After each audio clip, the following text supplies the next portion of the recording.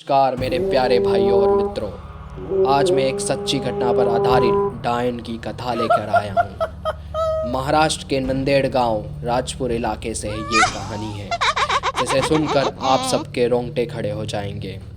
हाँ, सही सुना, रोंगटे। तो आज हम जानेंगे डायन की कथा, जहाँ पे इस पूरे गांव पे इस डायन का बसेरा है। इसके खौफ से आज भी वहाँ लोग डरते हैं और कांपते हैं, और रात को निकलने से आज भी वे सब डरते हैं। वहाँ के लड़के आज भी खौफ खाते हैं उस डायन से। डायन का पूरा गुट बैठा है उस गाँव में। जानते हैं इस कहानी को। Let's play the intro.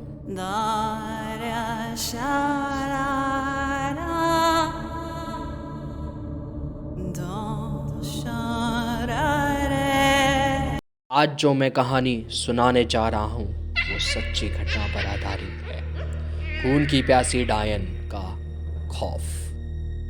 वहाँ पर रहने वाले लोग आज भी ये मानते हैं कि रात में कोई भी गुजरे तो वह डायन उसे पहले अपने वश पे करती है, उसका सारा खून पीकर अपने आप को अमर बनाती है। यह माना जाता है कि उस इलाके पे अब भी उस डायन का वास है। यहाँ पर इंसानों का जाना भी खतरे से खाली नहीं है, और अगर आप वहाँ पर गए तो आपने किसी तरह की गलती की तो आपके लिए काफ़ी नुकसानदायक साबित हो सकता है। अगर आपको यह यकीन नहीं हो रहा है तो आप वहाँ पर किसी भी पेड़ पर कील गाड़ के देख सकते हैं, लेकिन आप लोगों का यह मौत का सामना ज़रूर होगा। आपको भले या अंधविश्वास या पागलपन लगे, पर उस गांव का यही दस्तूर है। भूतिया गांव को सबसे खूंखार गांव माना जाता है। यहाँ पर एक या दो नहीं, सारे इलाकों में इन्हीं डायनों का बसेरा है।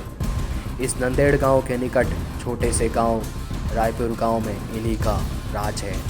यहाँ पर ऐसा माना जाता है कि पहले एक डायन रहा करती थी, लेकिन डायन ने कुछ गांव वालों की आत्माओं को अपने वश में कर लिया और उन्हें अपने साथ रखती है, और आज भी वही लड़कियां तीनों के साथ मिलकर खुद को अमर रखने की कोशिश करती है। यह वही गांव है जहां पर लड़कों को रात में निकलने से पहले रोका जाता है और उन्हें निकलने नहीं दिया जाता। यहाँ कभी किस जगह कौन सी डायन उनको अपने वश में कर ले और अपना शिकार बना ले, कोई नहीं जानता। अभी तक रायपुर के गांव में ऐसे कुल 42 मामले आ चुके हैं, जिनमें से ज़्यादातर लड़के गायब हुए हैं, लेकिन उनका अभी तक कोई पता नहीं चला है। अब यह हकीकत है या सच्चाई, ये मैं नहीं जानता। अब यही माना जाता है कि डायनों ने उन्हें मारा है। एक बार एक आदमी पेड़ काटने को गया, उसकी मौत वहीं हो गई। तभी से रायपुर की सरकार ने पेड़ काटने पर रोक लगा दी, और माना जाता है कि उन पेड़ों पर इन डायनों का वास था, और तभी से उस आदमी की मौत हो गई। और वहाँ पर एक टूटी हवेली है, जिसमें एक छोटी सी कोठरी है, जिसमें कोई आता जाता नहीं है। माना जाता है कि इस अंधेरी कोठरी पे भी जो भी आता है वो कभी वापस नहीं आता है। 16 लोगों की मौत इसी भूतिया कोठरी में हुई है। वहाँ के प्रशासन ने इसको सील कर दिया है। सब गांव वालों ने मिलकर डायन को वश में करने के लिए कई तांत्रिकों को बुलाया, बुरी शक्ति को हटाने के लिए, लेकिन इस बीच 5 से 6 तांत्रिकों की मौत हो गई, जिसके बाद तांत्रिकों को भी यहाँ आने से भय लगने लगा। कहा जाता है कि गांव वालों में हर अमावस्या और पूर्णिमा की रात को कहीं भी घर से बाहर नहीं निकलते। अब लोग अपने घरों को अच्छे से बंद करके रहते थे। गांव के कुछ लोगों ने यह महसूस किया है कि वह अक्सर रास्ते में चलते वक्त उन्हें अजीब व गरीब आवाज़ सुनाई देती है, लेकिन पीछे मुड़ने पर कोई भी नहीं होता।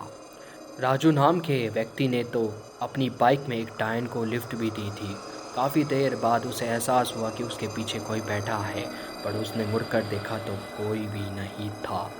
रायपुर के लोगों का मानना है कि कई साल पहले एक खूबसूरत महिला के साथ गांव के लड़कों ने उसका बलात्कार किया था, उसे बंदी बना कर रखा था, उसे बहुत टॉर्चर भी किया था।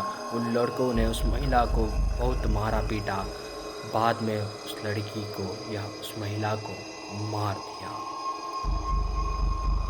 इसी तरह वह महिला डायन बनकर गांव के लोगों को सता रही है और साथ ही साथ अपना बदला ले रही है, और आज भी उसकी आत्मा भटक रही है, इसलिए वहां अब कोई नहीं जाता है। इस तरह की सच्ची घटनाओं पर आधारित कहानी सुनने के लिए लाइक कीजिए, सब्सक्राइब कीजिए और इस स्टोरी को शेयर कीजिए और कमेंट भी कीजिए मुझे। लेकिन एक बात का ध्यान रखना, उस जगह कभी जाना नहीं।